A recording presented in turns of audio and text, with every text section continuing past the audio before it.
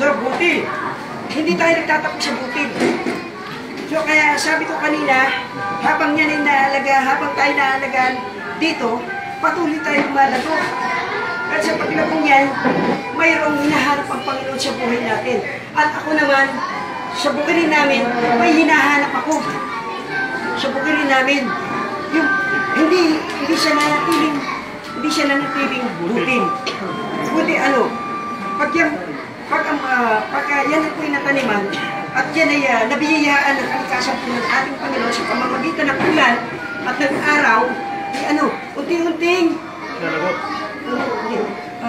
tumutubo. Nagkakaroon ng ugat. At pagkatapos ng ugat ay nagkakaroon ng maliit na sanga. At pagkatapos ng maliit na sanga ay kakaroon ng sanga. Yan ang malang yun. Yun yung mga masasabi ko yung palay na pinapok sa buhay natin. So, ano yung pinakahihintay ko doon? Dumating ang panahon. Talagang inaalagaan ko yan. Tubig.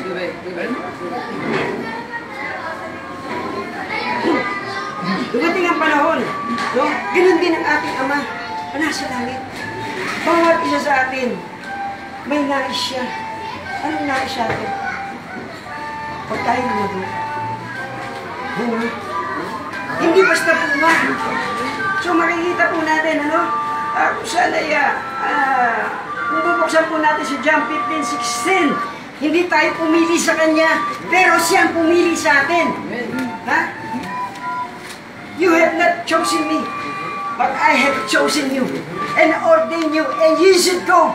Kailangan humayo tayo and bring forth fruit. Amen. Kailangan yung bunga. Hinihingi yung bunga, hihahanapin sa atin yung bunga. And that's your fruit. Kung magiging mataba tayo sa pagpapatuloy ng ating gawain ito, tandaan niyo po, ask and it shall anything. Our God, He gave it to you.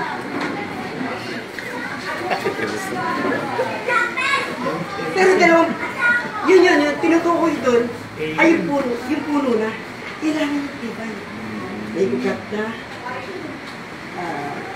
nagkaroon ng konting katawan, medyo tumataas na, hanggang sa patuloy na inaalagaan. Inaalagaan tayo sa pamamagitan ng salita ng Diyos, inaalagaan ang punong ito, na habang lumalaki, lumalago, nagkakaroon ng mayambong na dahon, hanggang sa dumating ang takdang panahon. Ano sumunod sa mga dahon? Dahon daw sumunod. Ano sumunod? Bunga. Ay, bunga. Bulaklak. Bago pala magbunga, bulaklak. Natural. Kasi puro sanga-sanga, walang pinakapuno. Yan yung puno. May dalawang klaseng puno. Itong inaasam sa atin ng Panginoon, yung bunga.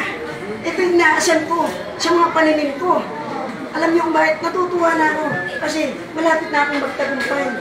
Bakit? Nangyayambak na. Yumayambong na yung mga bulaklak. Hanggang sumunod na dumating ang araw. It's time to harvest. Yun. Bunga. Kahit mga ganyan yan, mga ikot, pero tuwan-tuwa na tayo. Kahit yung mga bagay na nalalaman natin, kahit isang verse lang yan, kung makikita sa aplikasyon ng buhay natin, matuwa tayo. Amen.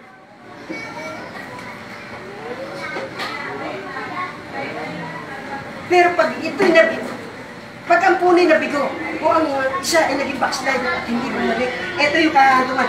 Kapatid na Brother Clement, tanda ko po dito, Luke 3:9. Ha? Lucas 3:9. Doktrina. Ang punong walang pakinabang, meron siya kahantungan. Dapat hindi mangyari sa atin to. At ngayon pa'y nakalagay na ang mga palakol sa ugat ng mga punong kahoy. Ang bawat punong kahoy nga na di nagbubunga ng mabuti ay pinuputol at hinahagi sa apoy. So mga kapatid, ang ang bawat isa sa atin na namumunga, no? Kung tutusin lang, no? Ayaw tayong hindi tayo pwedeng mapalakot. Ayaw mo, kahit bawat isa sa atin. Hindi ka naman, ano kaya, palakulin kaya kita. Hindi ko ba gusto nyo kasi may bunga ka. Bigayo. Subukan mo.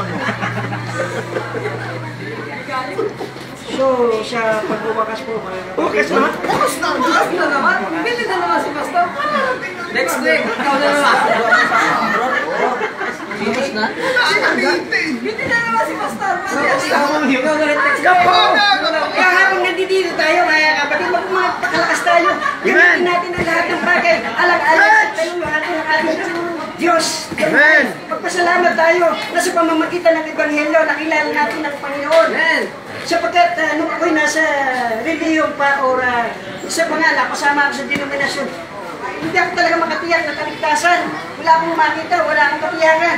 Kaya salamat sa mga mahal natin mga kapatid na naging concern sa akin. Amen. Mga brother Jan. Amen. Kung hindi siya naging concern sa akin, wala akong dito nagtalak-talak. Ito kasi laway ko yung medyo kumakalit kasi yung harapan. Puri na Panginoon. Dahil nakatiyak ako na hindi na nakatiyak ako dahil ang Panginoon, sa pangalan ng Panginoon, doon ako nagkaroon ng katiyakan, hindi sa simbahan, ang kaligtasan. Bakit? Sapagkat, wala, sabi nga ng Panginoon, wala nang ibang kaligtasan na makikita mo sa silong ng langit. Nasukat pa natin ikaligtas. Acts 4:12. At siya, bago ako magtapos, no?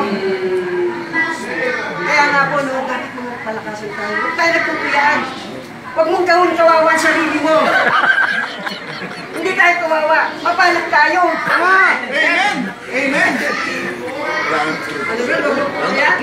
Huwag magpupuyat. Huwag ka na, bro. Ulit. Na. Alam mo, itong mga panahon na ito, dapat pagsamantalayin natin ito, no? Ephesians 5:16, redeeming the time, panahon.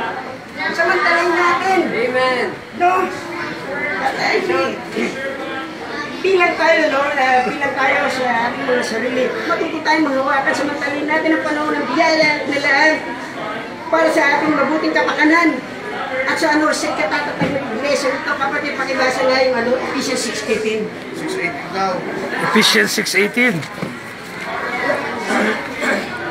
Nakahabol, meron pang umabot. Yung mabagay na kasi. 6:18. Sabi dito sa 18, praying always with all prayer and supplication in the Spirit, and watching thereunto with all perseverance and supplication for all saints. Amen! Pagsipanalangin ng may daing.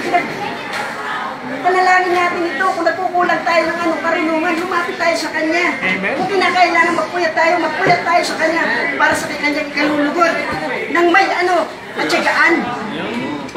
Uli ng Panginoon nila. Brad, ko na. Amen. Tapos, asan yung